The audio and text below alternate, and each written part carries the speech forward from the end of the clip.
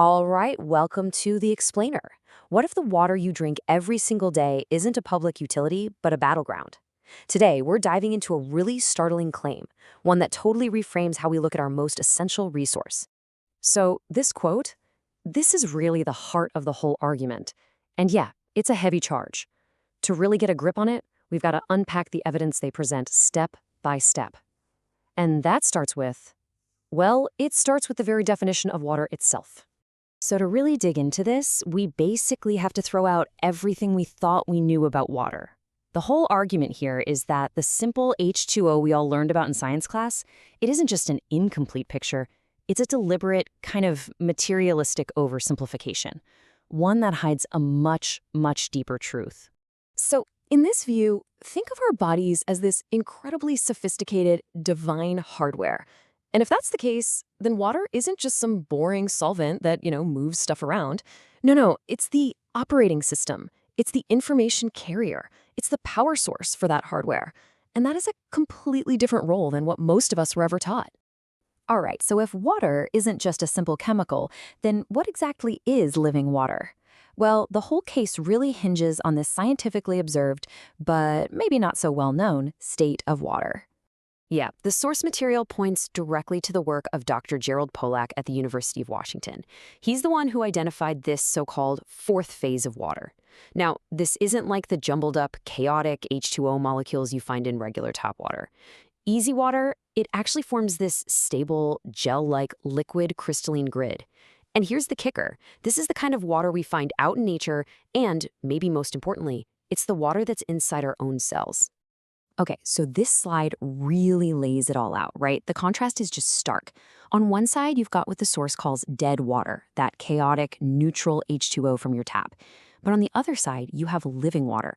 It's ordered, it's negatively charged, it's H3O2, and it's what our biology is literally built to run on. The core claim here is simple. Our bodies are expecting one thing, but our pipes are delivering something else entirely. So we've got the difference between living and dead water. Now let's get into how our modern systems are supposedly turning one into the other. And the first charge in this whole indictment, it's not even chemical, it's physical. It's about an assault on the actual geometry of water. Out in nature, water, it dances.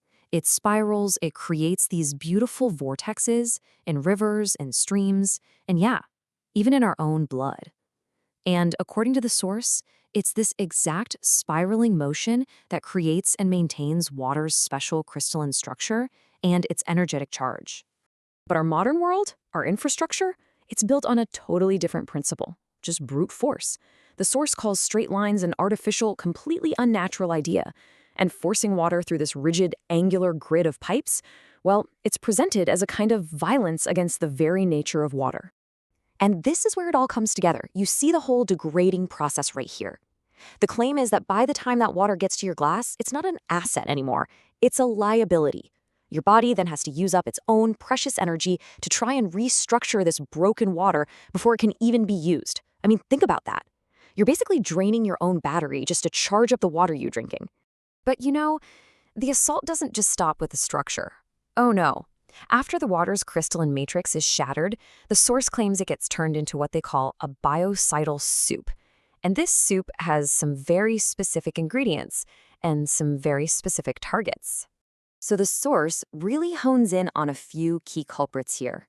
First up, you've got chlorine. Sure, it kills the bad stuff, but the allegation is that it also just carpet bombs our gut microbiome, our second brain. Then there's this whole soup of pharmaceuticals that you just can't filter out. But the main event, the real weapon in this chemical assault, according to the text, is fluoride. And this is where it gets really specific. The crucial thing is the chain of evidence they lay out.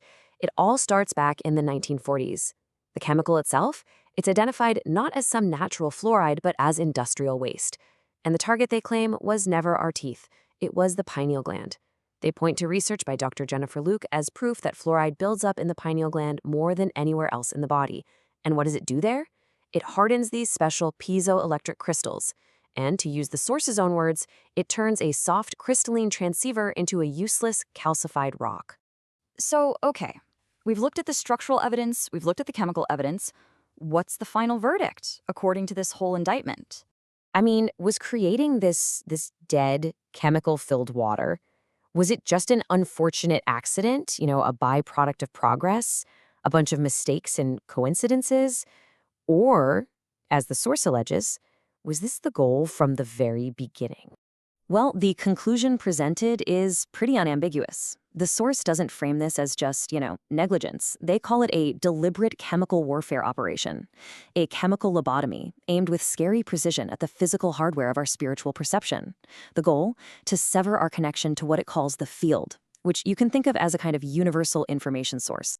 And really, that is the ultimate takeaway from all this material.